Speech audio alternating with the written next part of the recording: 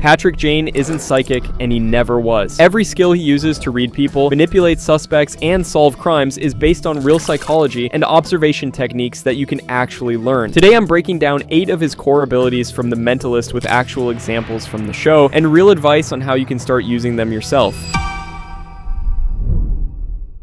Patrick Jane's father called his observation skills X-ray eyes, and it's the foundation of everything he does. In some flashbacks, we see young Patrick working in a carnival, already demonstrating these razor-sharp observation skills. His abilities are powers of observation, deduction, and induction. What Jane does is notice small details that others miss, like a callus on someone's hand, dirt under their fingernails, the way they hold themselves. And while many people think these are some magical powers, they're just skills that you can learn yourself. Start by playing what I call the detail game. When you meet someone, force yourself to notice 5 specific things like their watch, their shoes, any jewelry, their posture, their eye contact. Then, make educated guesses about what those details mean. A worn wedding ring suggests a long marriage. Calloused hands indicate manual labor. Expensive shoes with a cheap watch might mean they value appearance over function. The more you practice deliberate observation, the more automatic it becomes, and suddenly you're noticing things that seem invisible to everyone else. Jane didn't develop this overnight, though. He spent years in the carnival training these skills. Have in mind that these things take time, but you can literally start today by simply paying attention.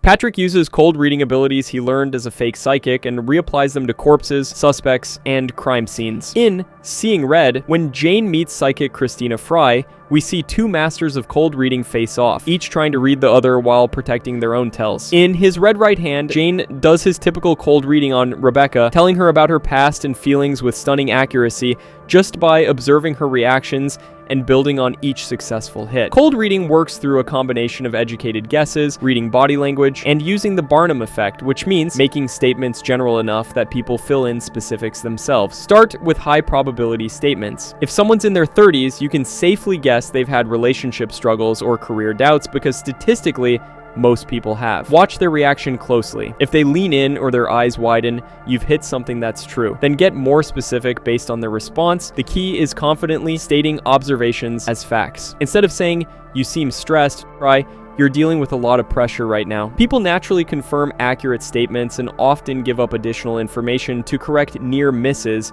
which gives you even more material to work with. Practice on some friends first, making educated guesses about their day or recent experiences based solely on their appearance and demeanor. You'll get the hang of it soon enough.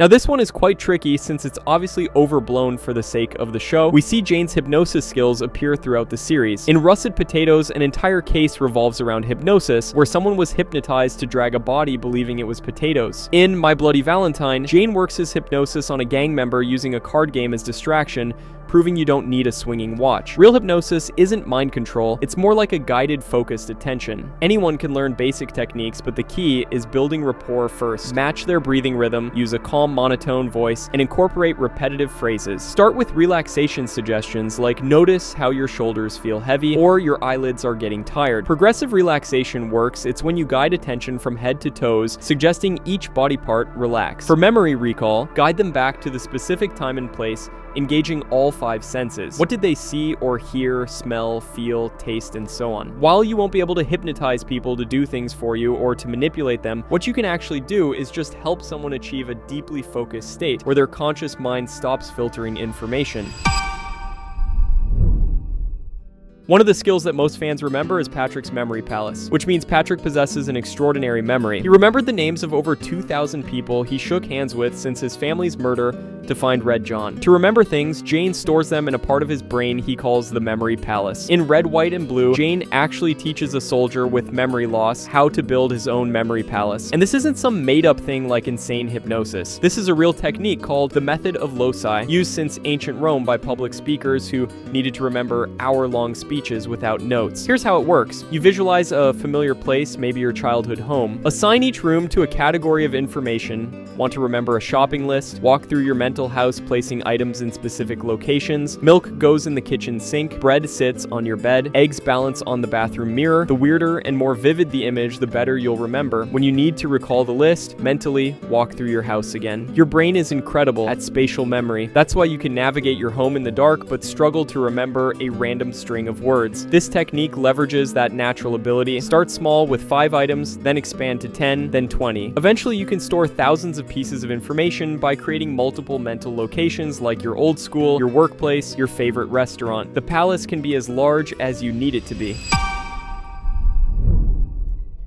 Jane couples his understanding of body language and facial expressions to predict people's next moves. Jane reads suspects by watching how they hold themselves, where their eyes go, how they breathe when asked certain questions. Body language reveals what words hide. When someone crosses their arms, they're creating a barrier, or they're defensive or uncomfortable about the current topic. Feet pointing away from you during conversation means they want to leave, even if they're smiling and nodding. Touching their face while answering questions often indicates stress or deception. Micro-expressions are involuntary facial movements lasting less than a second that reveal true emotions before conscious control kicks in. When someone hears bad news, watch for that split-second smile before they arrange their face into sadness. Here's a fun training method. Watch TV or The Mentalist for this matter with the sound off. Force yourself to interpret emotions and intentions solely from body language. Then go back with sound to check accuracy. Notice inconsistencies between words and body language, and you'll find that's where deception lives.